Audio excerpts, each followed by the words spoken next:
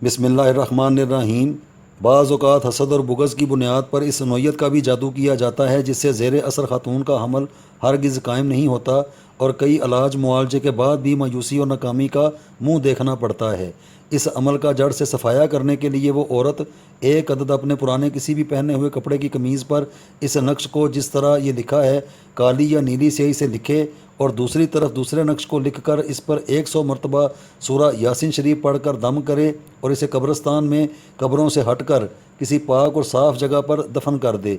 घर आकर ताज़ा गुस्ल किया जाए और चीनी से अपना मुंह मीठा किया जाए।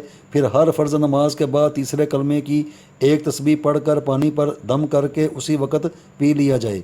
सिफली इल्म के ज़रिए औलाद बंदी का अमल बातल होगा और औरत साहब औलाद ज़रूर होगी। कमीज़ के सीधे रुख वाला नक्श ये है।